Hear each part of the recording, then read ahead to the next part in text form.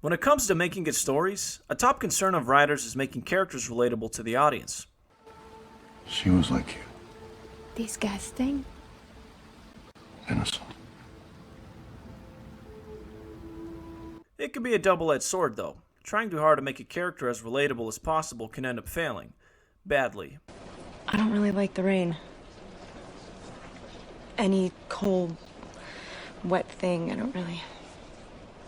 It's like the common phrase, you try to please everybody, you end up pleasing nobody. It's why even in legendary movies with iconic characters, there's never going to be a homogeneous fan base for it that covers 100% of moviegoers. There's one more secret I feel I have to share with you.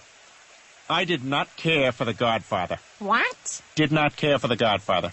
How can you even say that, Dad? Didn't like it. Science fiction movies often circle their plots around the common theme of fearing the overabundance of evolving technology, whether that be a world where human contact is rare, or people's over-reliance on artificial intelligence to solve their problems, or robots turning against them creating an uprising, or an alien race that appears to be superior to humanity in every way seeks to take over everything.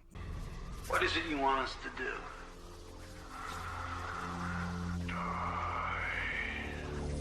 Films with a non-human protagonist haven't quite been explored enough in the science fiction scene, but with the technology and advancement in filmmaking and special effects the last 3 decades, it's been plenty possible to do so. If there can be open worlds with many planets and races and factions and such, a different perspective of a non-human lead character and cast can still capture the commonalities of a human's wants and needs. We already see it in animated movies all the time, whether they be set in the real or fictional world. The audience doesn't check out of the story because they can't relate to a character because they're not human. People tend to suspend their disbelief more in animated movies and understand that they are more likely to see unlikely characters and settings. They also tend to be more comedy-based stories where people aren't so keen to dissect and criticize them in terms of a consistent plot or writing. But when animated films do nail those categories, it has made some of the most well-received films and franchises. In Terminator 2, whereas we see the trio of John Connor, Sarah Connor, and Schwarzenegger's T-800 as the 3 main characters, Arnold really was the face of the franchise over the others, even though he just plays the dispensable machine in order to protect John.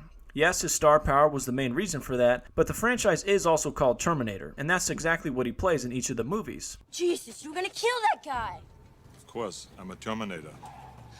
But in Terminator 2, he plays a machine that feels no emotion and has no objectives beyond protecting John. But as the film progresses, it's easy to forget there's a T-800 under his skin. He states how he learns new things that humans do and interact with, just like a person does. And from that, there is a bond built between John and the T-800, albeit only emotionally from John's perspective, but it's still present there. Of all the would-be fathers who came and went over the years, this machine, was the only one who measured up. We know that as a machine, the T-800 did not like John any more or any less throughout the story, but we saw how his indisputable loyalty to protect him resembled someone like a soldier in combat helping his comrades, or a father sacrificing himself for his son. The X-Men universe is a property which I've seen for years as Marvel Comics' strongest singular license, where they've had more movies than any other single comic book. The biggest appeal of X-Men is it's based on a human versus mutant society and the constant conflict from that. Then why not stay in disguise all the time? You know? Look like everyone else. Because we shouldn't have to. Sometimes one side is doing more of the bad, sometimes it's the other side. There are so many interesting characters in the X-Men universe and their backstories of being outcasts in a human world that create something unique, and it's entertaining to see the variety of powers they have. That's why we still haven't seen a real crossover yet of X-Men joining the Avengers in the Marvel Cinematic Universe. Yes, there's been ownership disputes and the crossover is now in the works, but X-Men's rich world has been able to stand on its own in a competitive superhero market the last 20 years, even with its fair share of bombs. I'm the Juggernaut, bitch! However, the main way I envision a story built around a non-human character is that the character does not resemble a human physically. So a robot shown as a human, or other characters like elves, vampires, AIs, don't count, because the audience still subliminally sees them as a living, breathing human actor playing a different being. It can still be pulled off, obviously. Like tears in rain. But one of my favorite characters where this worked perfectly was with Caesar from the Planet of the Apes trilogy. Although not quite a science fiction universe, more of an alternate, future, apocalyptic-esque world, I was totally invested in Caesar, just like if he was a human character. By the middle of the first movie, it's very clear that this is his story. The introduction of the second movie is also one of the best I've ever seen.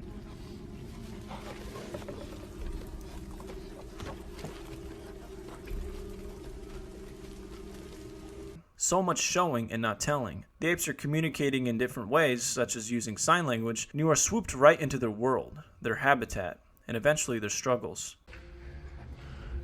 Caesar love humans more than apes. Embodying an alien-like being and seeing its perspective can create a giant sense of wonder. And I have felt like this many times when playing video games. Playing a different race or creature really makes me think about the different things I can do in the world. Often there's humans versus alien type games where nothing is different playing as each aside from their appearance, but in other cases you can really get a sense of going beyond the norm of human possibility, and in more ways than one. What kind of specimen am I playing as? What is their relationship to this world? What code does it live under? What is their community like? You feel like a totally different being when a game recognizes that you're not just playing as your average gunslinging hero. One science fiction world that I was really into back in the day was the Mass Effect trilogy. Different planets, races, space travel, intergalactic war, the whole shebang. Imagine that in a film but without the influence of human presence, and the societal outline of what a character should look and act like.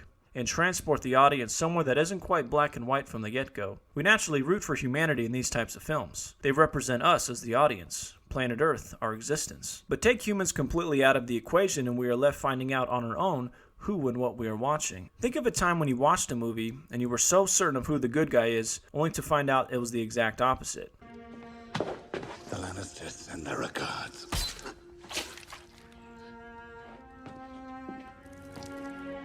Or a character you hate at one point, but realize their actions are for the greater good.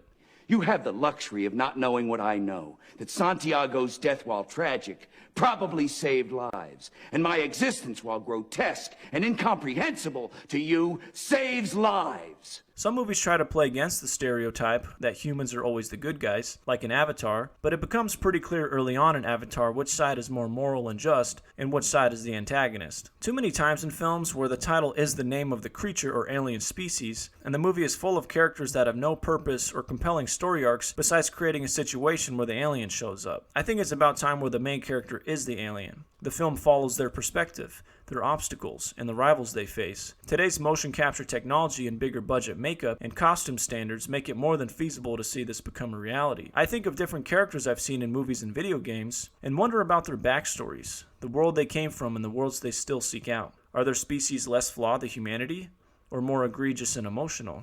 Lead characters don't have to be over-explained to the point where there's nothing else left to find out about them. In many cases, the ambiguity of a character is what makes them interesting. And instead of being told their backstory, we see how they respond to the world around them. What's the most you ever lost on a coin toss? Sir? The most you ever lost on a coin toss. And if it must be done that there needs to be some human cameos or supporting cast, they can at least follow a character of a foreign species that presents an interesting story arc that's unique to them and only them. If filmmakers can create long-lasting characters and worlds in the animated movie scene, they can definitely put that same creativity to a live-action setting.